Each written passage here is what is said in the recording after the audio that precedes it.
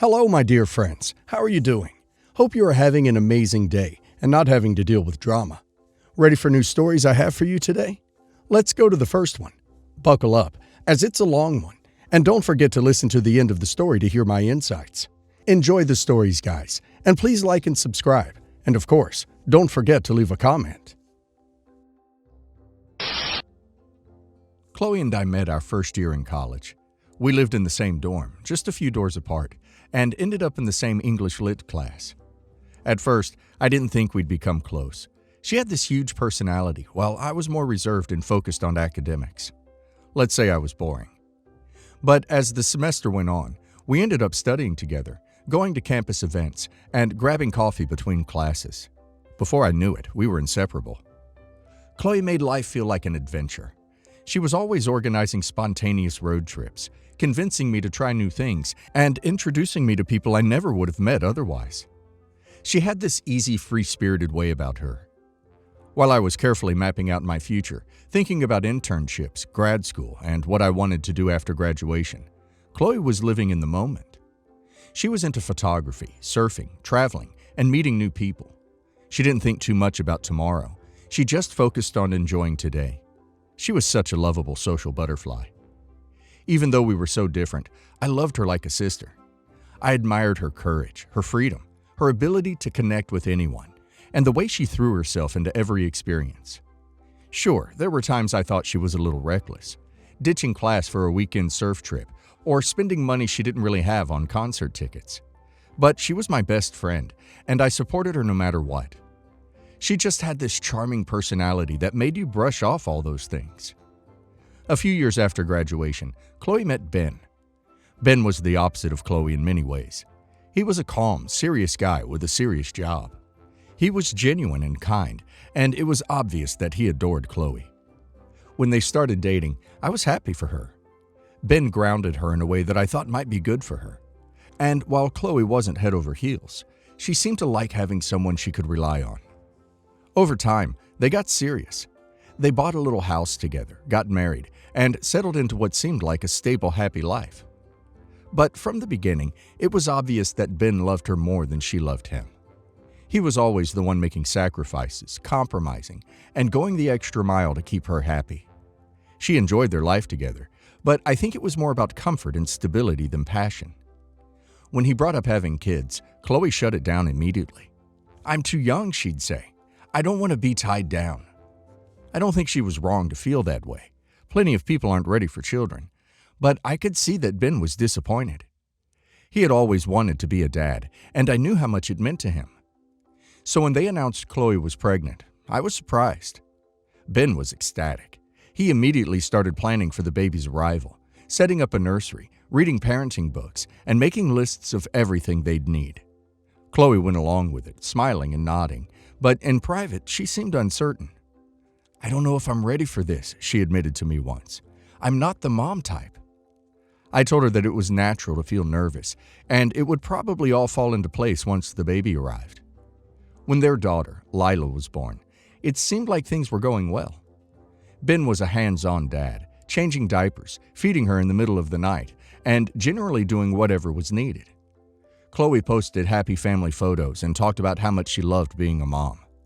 But when we talked one-on-one, she was different. She told me she felt restricted and not free anymore, like her old life had disappeared. "I miss surfing, traveling, being free," she said. I thought she was just adjusting to the huge life change of having a baby, and I encouraged her to talk to Ben about how she was feeling. But she shrugged it off, saying he wouldn't understand. He's so in love with Lila, he wouldn't get it. Then, when Lila was barely a year old, Chloe dropped a bombshell. She told Ben that she never really loved him, never truly wanted the child, and that she had met someone else, her real love. She said she couldn't stay in a marriage that didn't feel right, and she wasn't willing to sacrifice her happiness anymore. And just like that, she packed her things and left. Ben was heartbroken. I'll never forget the night he called me, crying so hard I could barely understand him. I couldn't believe it. How could Chloe, my best friend, abandon her family so easily? She had always been impulsive, but this was different. I tried to wrap my head around it, but I just couldn't understand how she could walk away from her husband and her baby without a second thought. Chloe's new life seemed like a fantasy. She moved in with the man she claimed was her soulmate, a surfer she had met at the beach. They lived in a coastal town, spending their days surfing and their nights partying. A few years later, they had twin boys. Meanwhile, Ben was left to pick up the pieces. He threw himself into being the best father he could for Lila, but it wasn't easy. I started helping out, babysitting, running errands, and being there for him when he needed someone to talk to. I cut Chloe out of my life after I told her that I'm disgusted with her behavior, and that I can't be friends with a person who can abandon her own blood like that. Over time, my admiration for Ben turned into something deeper. He was a kind, patient, and devoted father, and I couldn't help but fall for him. Eventually, we started dating. It wasn't something we rushed into. I loved Ben, and I loved Lila as if she were my own daughter. We've been together for 8 years now, and I couldn't imagine my life without them. That all changed when Chloe showed up at our door a month ago. I opened it to see her standing there with 2 little boys, her twins. She looked older, worn down, and not at all like the vibrant, carefree Chloe I once knew. She asked if she could come in, and I let her in. She told us that her partner, the love of her life, the father of her twins, had passed away suddenly while on holidays in Thailand. She was devastated and struggling to manage on her own. She said she wanted to come back home, to reconnect with Lila and be a part of her life again. She even suggested that she could move in with us, saying that we could all be one big family. I was stunned. How could she walk out on her child, live a completely separate life for almost a decade, and then expect to come back in like nothing had happened? I told her that wasn't going to happen.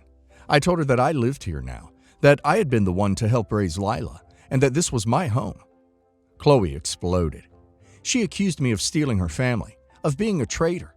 She called me every name in the book, and I finally had enough. I told her to leave, and after a lot of yelling and drama, she stormed out. I was shaking after our meeting. I told Ben about Chloe's surprise visit when he came back home, and his reaction was not what I was expecting. He said I was too harsh kicking her out. He said I had no right, that Chloe is still Lila's mother after all, and we can't be shutting her out entirely. He thinks we should let her back into Lila's life, but I completely disagree.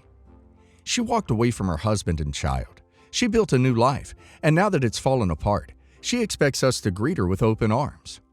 I don't trust her motives, I don't trust her, and I don't think it's fair to upend our lives just because she wants back in. I understand that Ben wants Lila to have a relationship with her mother, but I don't think Chloe deserves that kind of second chance. She didn't just make a mistake, she made a series of deliberate choices that hurt everyone involved. I've tried explaining my feelings to Ben, but he doesn't listen. I don't know what to do. Am I the a-hole for refusing to let Chloe back into our lives? OP is definitely not an a-hole here, and I'm as shocked by Ben's reaction as OP is. His reaction made me wonder if he still has feelings for Chloe. As I understand, he never married OP and never had children with her. And when it comes to Chloe, she made her choice when she left her husband and child for another man. It's not like she was forced out or was struggling to survive. She voluntarily walked away to live the life she wanted. Now that her fantasy life has crumbled, she can't just stroll back in and expect everyone to welcome her with open arms.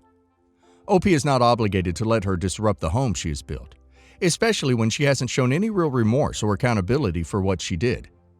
Her actions have consequences, and unfortunately for her, those consequences mean she doesn't get to demand a place in OP's, her ex-husband's, or her daughter's life now.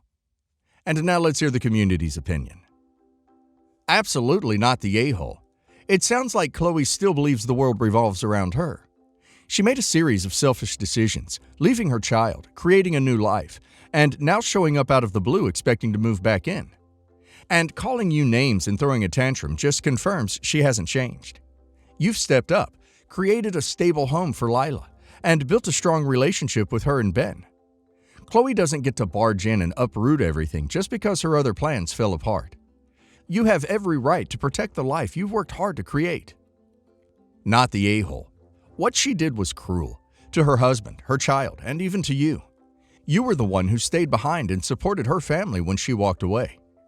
The life you've built with Ben and Lila is a result of your love and dedication. It's completely unfair for her to swoop in after years of absence and expect everything to go back to the way it was. She hasn't earned that right. It's natural for Ben to feel conflicted because she's still Lila's mother. But it's also fair for you to draw a line and protect what you've worked so hard to build. Definitely not the a-hole. Chloe had years to rethink her decisions and reach out to her daughter. She didn't. She waited until her new relationship fell apart to come back, and that's telling. You've been a consistent presence in Lila's life, and it's clear you've been a loving and supportive partner to Ben. Chloe's sudden reappearance doesn't erase her past actions. It's not about punishing her. It's about maintaining the stability and happiness of the family you've built. Chloe is still Lila's mother, but that doesn't mean you have to let her dictate the terms now that it suits her. Update. When Chloe showed up at our doorstep with her twin boys, I thought the worst of it was over once I kicked her out. When she left, I hoped that was the end of it. Boy, was I wrong. It was just the beginning. Ben, without consulting me, reached out to her. He claimed that Lila's mother, Chloe, deserved the chance to reconnect with her daughter. He didn't seem to care that she'd left us to pick up the pieces of the life she abandoned. He didn't ask how I felt. He just decided on his own that this was what needed to happen. When he told me that he'd invited her over to meet Lila, I felt sick. I felt betrayed. I had stood by him all those years, helped raise his child, and suddenly Chloe was being given an opportunity to walk right back into their lives like nothing had happened, and he was even putting out the red carpet for her. When the day arrived, Chloe showed up without so much as a card or a small gift for Lila. She walked into our home as if it was hers, smiled, and introduced herself to Lila as her real mother. My stomach twisted as I watched her try to lay claim to a relationship she had no right to. She said it so casually, like she could just pick up where she left off after almost a decade of absence. I kept my cool because I didn't want to upset Lila, but inside, I was seething. I had been there for Lila every single day, comforting her when she was sick, helping her with her homework, teaching her to ride a bike. I wasn't her biological mother, but I was the one who had shown up for her year after year. Hearing Chloe call herself Lila's real mother felt like a slap in the face. The only thing that comforted me was Lila's reaction. She didn't run into Chloe's arms. She didn't call her mommy. She just stared at her for a moment, confused. And then she turned to me. She ran over, hugged me tightly, and wouldn't let go. It was as if she needed to make it clear who she trusted, who she saw as her true parent. Chloe's smile disappeared, replaced by a look of frustration and anger. I could see her sizing me up, and then she made a cutting remark. Well, I guess she's a little shy after all these years. Maybe if you'd been more encouraging, she wouldn't feel so distant from me. It took all my strength not to snap at her. I wanted to shout that she had no one to blame but herself. She was the one who left. She was the one who decided that a new life with her surfer boyfriend was more important than her daughter. She was the one who hadn't sent so much as a birthday card or a phone call all these years. But I bit my tongue and focused on Lila, who was clinging to me, clearly uncomfortable with Chloe's presence. What unsettled me even more was the look in Ben's eyes. As Chloe spoke, I noticed something I hadn't seen in years. A spark, a certain brightness that had been missing. He looked at her like he was remembering something, like part of him was still attached to her. That look shook me. I tried to tell myself it was just because she was Lila's mother, that he was relieved she had finally shown some interest in their daughter. But deep down, I couldn't ignore the feeling that he still had feelings for Chloe. Chloe started coming around regularly after that. Ben invited her to dinner once a week, and each time she arrived, she acted as if she'd never left. I stayed polite but distant, not wanting to cause a scene. Lila never warmed up to her. She stayed polite, but it was clear she wasn't comfortable.